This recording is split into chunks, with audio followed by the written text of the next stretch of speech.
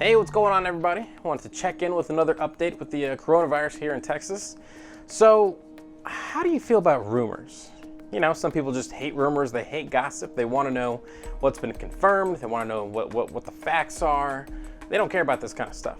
But if you're interested on whether or not Texas is going to shut down, I got a rumor you might want to hear. But before we get to that, let's start with the new cases here in the Lone Star State. So we've been trending about at 10,000 cases, new cases, every single day.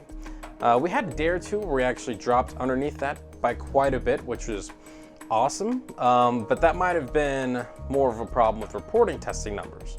At one point, we were down to like 5,000 cases in a day, and that was awesome. You know, for a second, that okay, maybe we would hit the cliff and we're starting to go over as some of the mask orders take effect. But unfortunately, they've shot back up to 10,000 new cases a day. So, you know, might have been a little too early on that one. Our positivity rate is hovering close to 17%.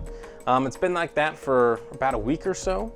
This is lower than other states like Arizona or Florida that are seeing like 25% positivity rates. So we're still doing better than them, but it's definitely, it's not good. And around the state, hospitalizations are definitely up. In Austin, there's only 609 hospital beds available with only 49 ICU beds. So in Austin, we're about 81% full. In Dallas, there's about 2,500 beds available with 263 ICU beds. So they're about 80% full. Now, in Houston, where things are looking real bad, there's about 1,500 hospital beds available with 79 ICU beds, and they're about 87% full. So unfortunately, we've got another city to add on to the list. San Antonio and the surrounding areas only have 612 hospital beds available with only 87 ICU beds. So they're about 88% full. I mean, that's actually the worst part of the state. They're almost at 90% full. I mean, that's pretty bad. And unfortunately, these numbers might be harder to come by. The CDC was ordered by the Trump administration to stop, making numbers public and sending them directly to the White House. Theoretically, to cut us out from getting these kind of numbers. Now, there's been a lot of back and forth on Capitol Hill about, them doing this. But luckily, I think they're going to keep releasing these numbers publicly. The CDC is. There's still a lot of back and forth going on, so if we don't have accurate numbers, sorry, ask the Trump administration. I mean, I guess that's their strategy to fight the virus. Let's just, hear no evil, see no evil. So now to the rumor I wanted to get to, and I'm sure you've maybe heard of it already, but there was a big rumor that we were going to shut down on Friday, July 17th, that we were going to go back to a statewide shutdown, and we'd kind of go back to how things were before. But Abbott came out yesterday and said, we're not doing a shutdown. He wanted to quash these rumors. But how this thing's typically gone is that, he'll deny something or say, oh, we're not going to do something. And then, a week or so later, we actually do it.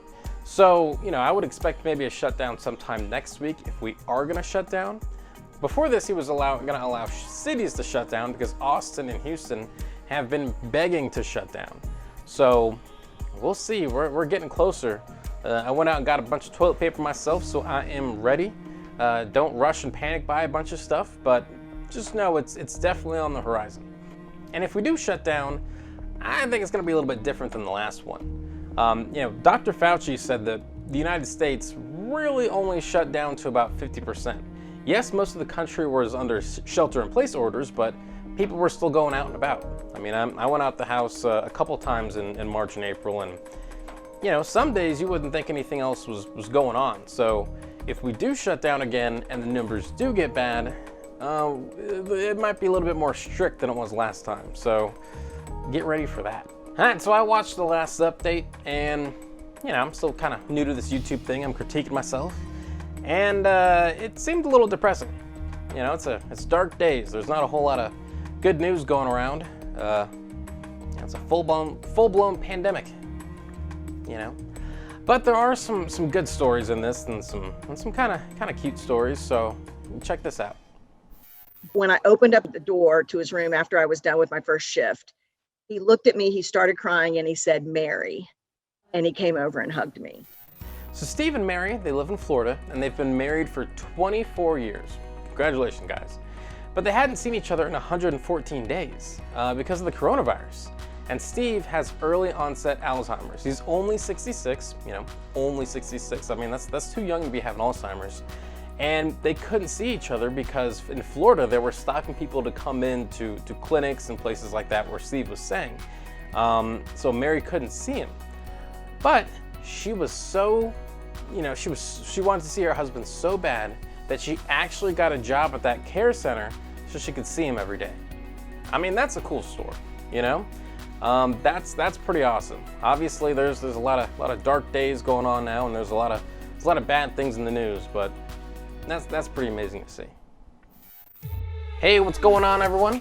Thank you so much for watching Citizen Pete. I really appreciate it. If you haven't already, click that little subscribe button, maybe the like button, and hey, maybe just leave a comment. I want to know what you're thinking. What do you think about all the politics, the news, and all the stuff that's going on in our country?